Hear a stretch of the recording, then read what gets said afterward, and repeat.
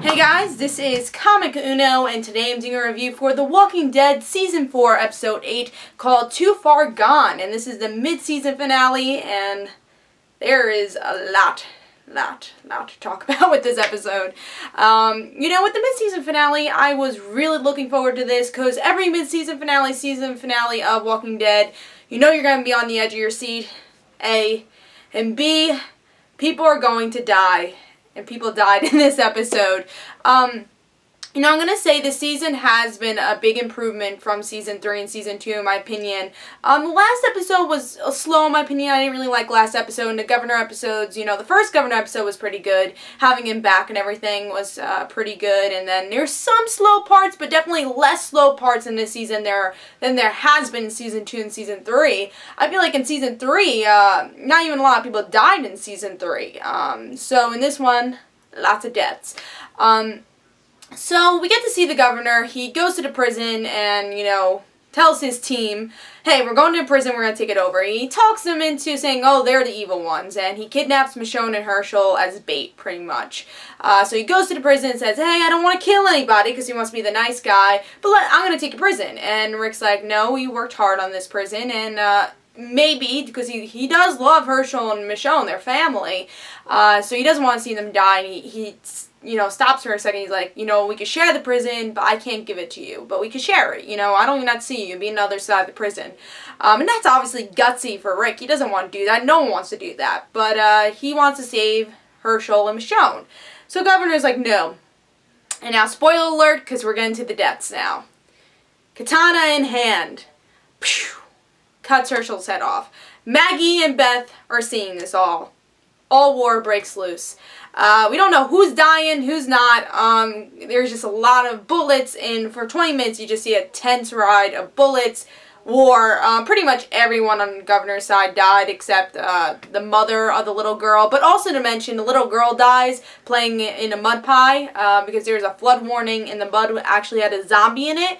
And of course that girl's gonna die. I mean, that girl could not survive. That was probably the weakest person I've seen in the show. Because usually they'll be like, run from the zombie. Even if they don't know how to fight, they'll run from the zombie.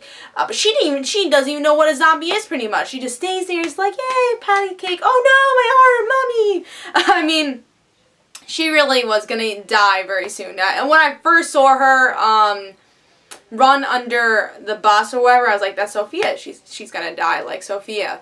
And even the governor, that just showed how much he didn't even care anymore. He shot her in the head without caring after she died. And now the two sisters are realizing, oh no, we just ended up in a very bad situation because this guy's crazy. So I don't know if the pigtail girl, the one who had the girlfriend, I'm not sure if she died or not. I don't think she did. But I know the mother of the daughter did not die.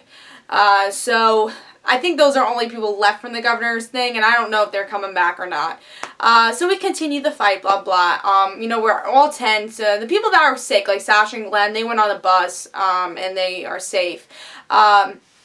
So we're getting to see more battles, and here are the people that die. This is the important part.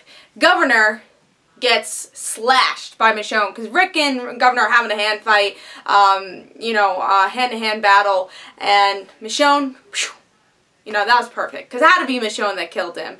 But the real person that shot him in the head was actually the girlfriend of his, and because she realized how crazy this guy was, like, well, I'm going to kill you.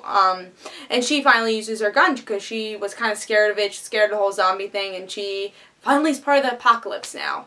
So she does kill the governor in the end. So I thought that was really good, because when Michonne walked away, I'm like, she should be cutting off his head like Herschel's head was cut off. So I was a little surprised by that, because they were very good friends too, and they're all very good friends.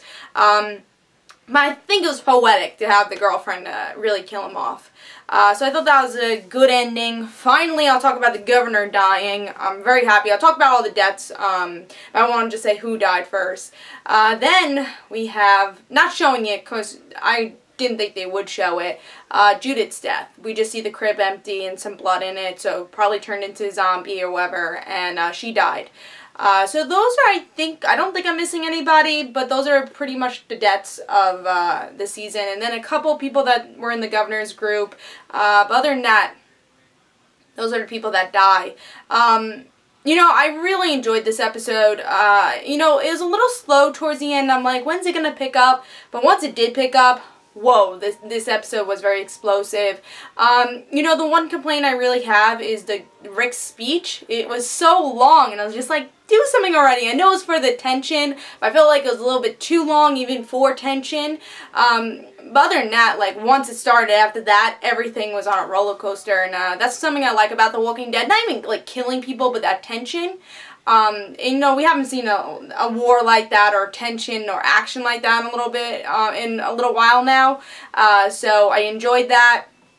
But let's talk about the certain deaths during this episode again. Hershel's death.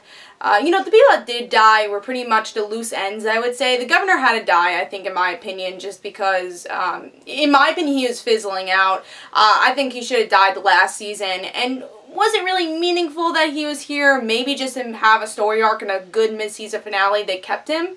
But I don't know if it was really worthwhile to keep him for the mid-season finale, since he's only been in 3 episodes, and he is the same character that he was in the Woodbury days. So I don't know if it was really meant to be to kill him off now or to kill him off before, but I guess it was like fun to see him die here. Fun, what am I saying? But it was better to see him die in this episode, I guess. But again, I don't know if it really made a difference for him to be in this season. And then Hershel's death, of course, he is somebody that I think was probably the biggest death in my opinion.